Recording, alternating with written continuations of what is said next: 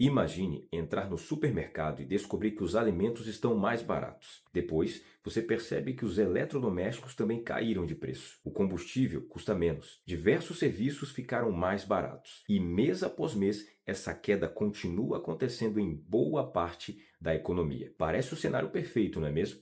Afinal, se um dos maiores problemas econômicos enfrentados pelas famílias é justamente o aumento dos preços, poderíamos imaginar que o contrário seria necessariamente uma ótima notícia. Mas não é tão simples assim, porque existe uma enorme diferença entre um produto ficar mais barato e os preços de uma economia começarem a cair de maneira generalizada e persistente. Quando isso acontece, estamos diante de um fenômeno chamado deflação. E dependendo das razões por trás dessa queda, aquilo que inicialmente parece ótimo para o consumidor pode ser um sinal de um problema muito maior acontecendo na economia. É justamente isso que vamos entender neste vídeo. Meu nome é Marcos Brandon, sou estudante de Ciências Econômicas e seja muito bem-vindo ao meu canal. De maneira simples, deflação é uma queda generalizada dos preços de bens e serviços ao longo de determinado período. E existe uma palavra nessa definição que precisamos destacar: generalizada. Se o preço do tomate caiu porque tivemos uma excelente safra, isso não significa que o país está enfrentando deflação. Se determinado celular ficou mais barato porque uma nova geração foi lançada, também não. Se o combustível apresentar uma redução de preço durante determinado período,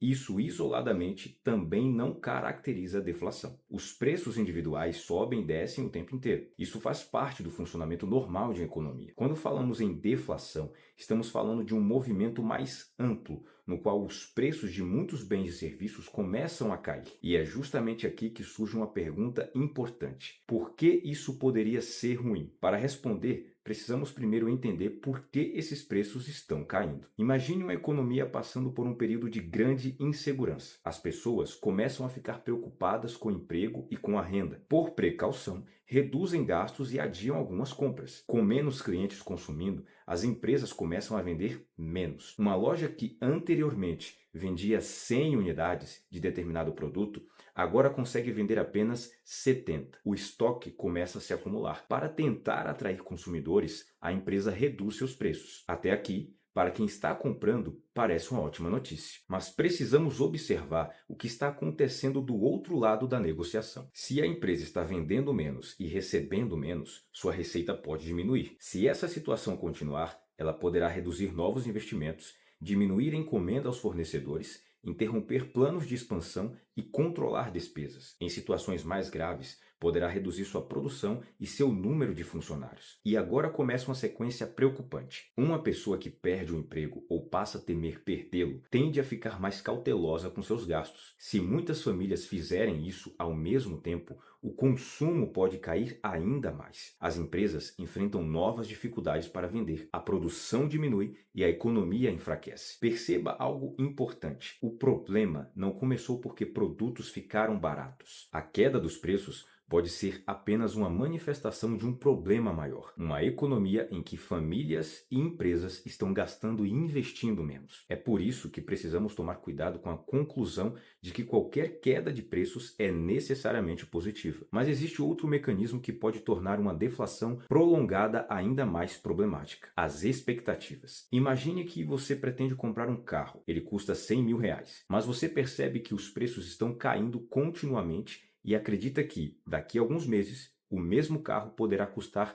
R$ 95.000. Se você não precisa dele imediatamente, talvez decida esperar. Agora imagine que, quando o carro chegar aos R$ 95.000, você passe a acreditar que poderá comprá-lo por R$ 90.000 alguns meses depois. Você pode decidir esperar novamente. Para uma pessoa, isso parece apenas uma decisão racional. Mas imagine milhares ou milhões de consumidores adiando compras importantes porque esperam preços menores no futuro. O resultado pode ser uma nova redução das vendas no presente. E empresas que vendem menos têm menos motivos para aumentar a produção, contratar funcionários ou realizar novos investimentos. É dessa maneira que uma deflação persistente pode contribuir para um ciclo difícil. As pessoas gastam menos, as empresas vendem menos, a atividade econômica enfraquece e a própria fraqueza da economia pode continuar pressionando os preços para baixo. Existe ainda outro efeito muito importante da deflação que passa despercebido pela maioria das pessoas: as dívidas. Imagine uma empresa que tomou um empréstimo de R$ 1 milhão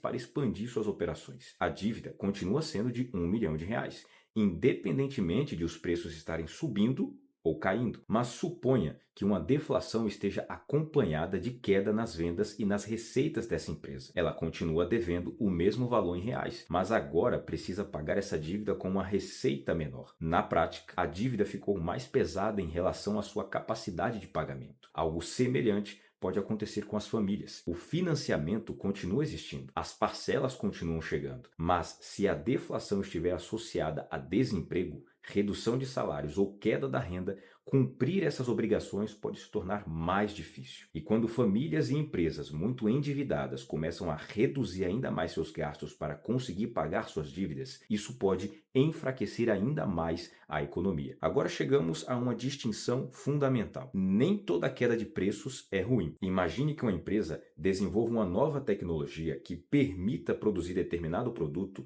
utilizando metade dos recursos necessários anteriormente. Ela ficou mais produtiva, consegue produzir mais gastando menos. Parte dessa redução de custos pode chegar ao consumidor através de preços menores. Isso é muito diferente de uma empresa reduzir preços desesperadamente porque seus clientes desapareceram. Nos dois casos, você entra na loja e encontra um produto mais barato, mas economicamente são situações completamente diferentes. No primeiro caso, o preço caiu porque houve aumento da produtividade, inovação ou redução dos custos. No segundo caso, o preço pode estar caindo porque a economia está enfraquecida e a demanda desapareceu. Por isso, quando observamos preços caindo, a pergunta mais inteligente não é simplesmente isso é bom ou ruim. A pergunta é: por que os preços estão caindo? Essa diferença é essencial para entender a deflação. Agora, talvez você esteja se perguntando: se a inflação muito alta é ruim e uma deflação persistente também pode ser problemática, o que seria desejável? De maneira geral, autoridades econômicas procuram preservar estabilidade dos preços.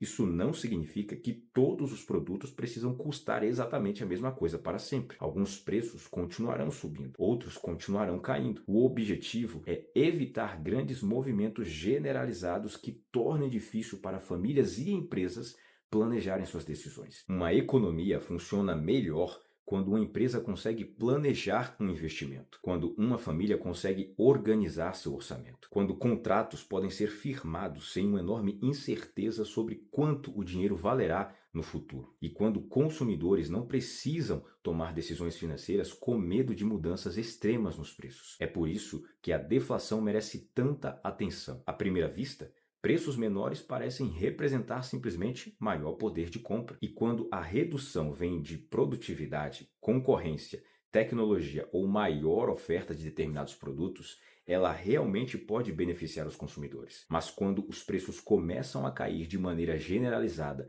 porque famílias estão consumindo menos, empresas estão vendendo menos, investimentos estão sendo adiados e a economia está perdendo força, a história é completamente diferente. Nesse caso, preços menores podem ser apenas a parte mais visível de um problema muito maior. Então, se você precisar guardar apenas uma ideia deste vídeo, guarde esta: preços caindo não são automaticamente uma boa notícia. Assim como preços subindo não contam sozinhos toda a história. Para entender o que está acontecendo, precisamos descobrir a causa, porque economia não é apenas observar um número subindo ou caindo, é compreender por que ele mudou e quais consequências essa mudança pode produzir. Se gostou desse vídeo, deixe seu like e inscreva-se no canal. Um grande abraço e até o próximo vídeo.